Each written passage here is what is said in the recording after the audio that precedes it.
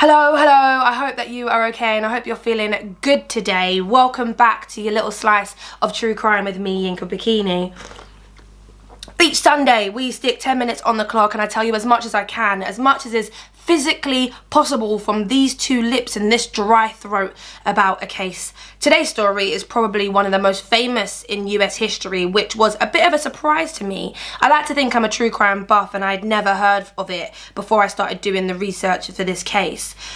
And the research took ages because it is one that is full of opinion and controversy. We're skipping across to the USA to Memphis and the case of the West Memphis Three men who were convicted as teenagers of the murders of 3 young boys all the way back in 1993 and 1994. Expect satanic panic, coerced confessions and developments in DNA technology so big that they actually got the 3 men out of prison 18 years after they were convicted.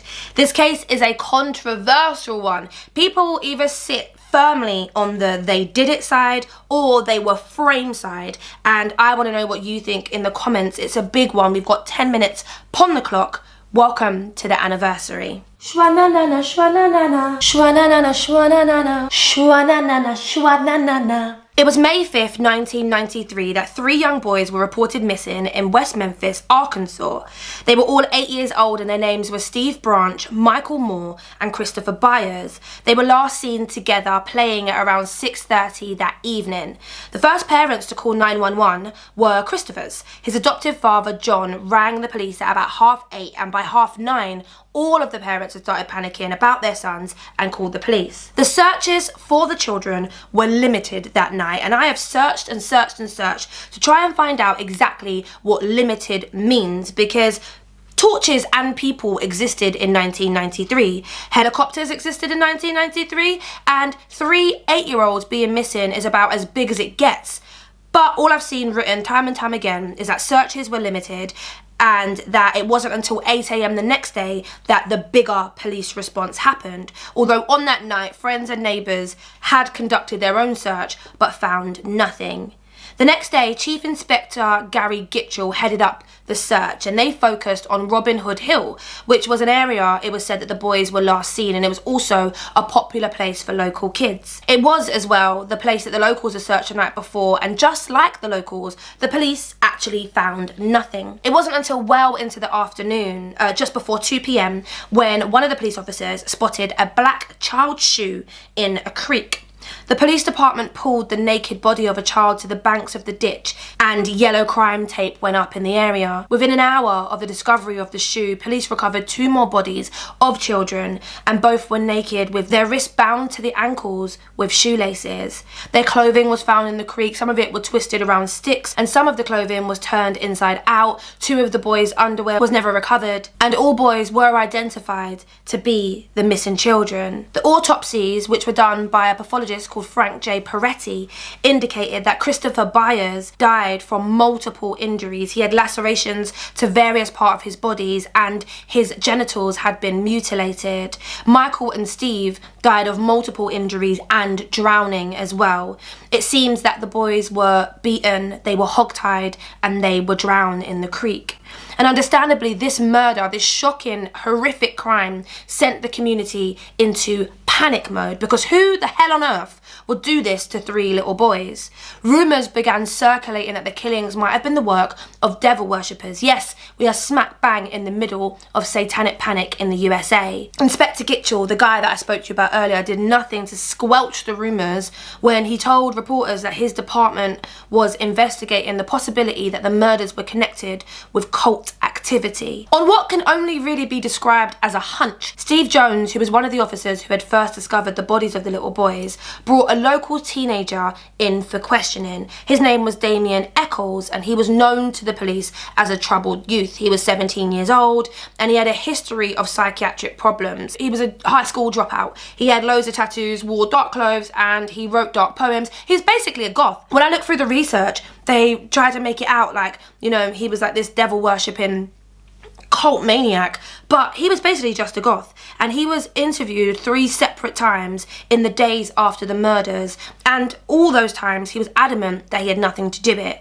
He told the police over and over again that he spent the evening at home with his mum. In his notes in the police station interview, a lieutenant wrote that Damien Echols liked to read books by Stephen King, and that he had evil tattooed across his left knuckles, which seemed relevant to note, I'm assuming. Damien took a polygraph test willingly, and the administering officer concluded that he recorded significant responses indicative of deception. So he was lying, apparently. And in addition to Damien, the investigators also focused their attention on Jason Baldwin, who was one of his friends. He as well had evil inked across his left knuckles, but like Damien, he denied any involvement in the killings. But detectives on the case increasingly thought otherwise, and this is where it gets really confusing, but hold on to your hats, strap in. The police seem to have been at their very best shady with their investigations, but at the very worst, boy. There was a local waitress named Vicky Hutchinson. Now, she told the police that she suspected the killings were cult-related, and she was willing to play detective. She believed that her connection with her neighbour, Jessie Miss Kelly, who babysat her children and mowed her lawn, might provide an opportunity for her to explore the secret life of Damien Echols, who is our prime suspect, right? So Jessie Miss Kelly, he had an IQ, even if you don't believe in them, if you think they're rubbish, it was only of 72, which is significantly low.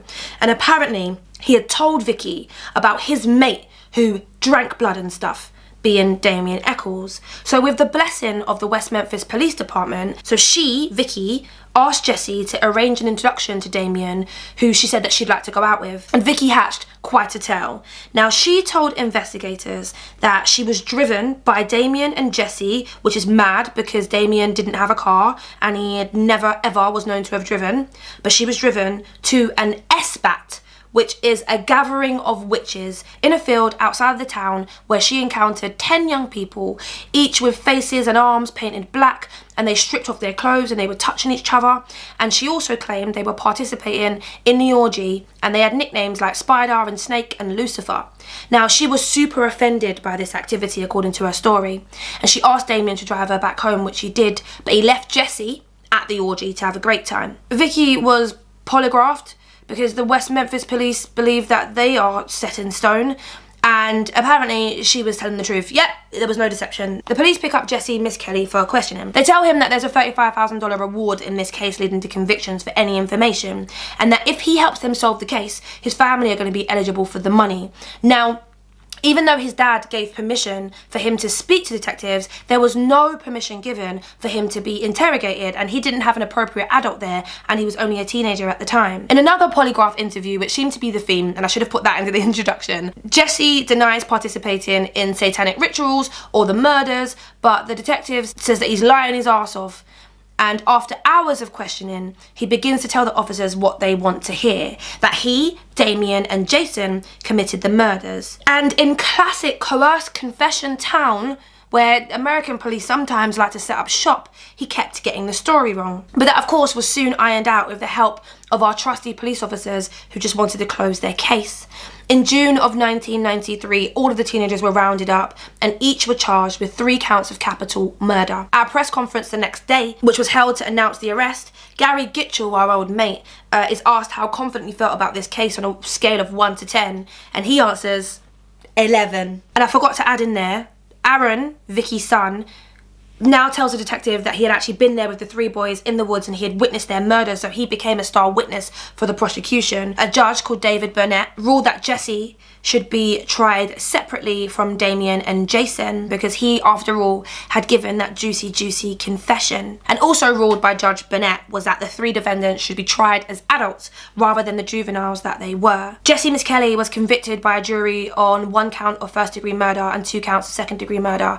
The court sentenced him to life plus 40 years in prison. Damien and Jason were found guilty on 3 counts of murder, and the court sentenced Damien Echols to death and Jason Baldwin to life in prison. And they were just in prison all the way up until 1996 when HBO aired a documentary, which is really good actually, called Paradise Lost. And the film depicted West Memphis as a hellhole where residents were blinded by fantasies of satanic cults and jurors were unable to sort facts out rationally. It spawned a movement and a website, and that's when the growing concerns that the three might have been wrongfully convicted were born.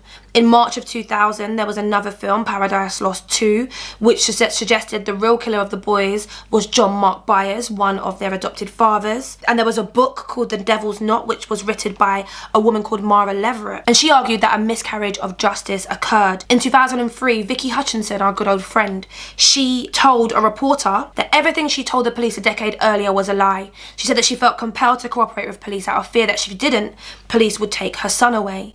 And in 2007, DNA found that the crime scene was retested and none of it was found to be a match for any of the people who were in jail for the murders. And in 2010, the defendants received the first good news that they had ever heard from any court anywhere. The Arkansas Supreme Court ordered the trial court to reconsider whether newly discovered DNA evidence or the evidence of juror misconduct justified ordering a new trial. And prosecutors, they were shook at the prospect of retrying the case. They scrambled and they offered the defendants a deal. It's called the Alfred Plea, and it is pretty much a deal where you agree that the prosecution has enough evidence in which you could be found guilty in a court of law, but you maintain your innocence. And the boys, who are now men, took the deal. And in August of 2011, the West Memphis Three were released as part of that plea deal. There are so many theories as to what happened to those 3 8-year-old boys all those years ago. Oh, and our time is up. 10 minutes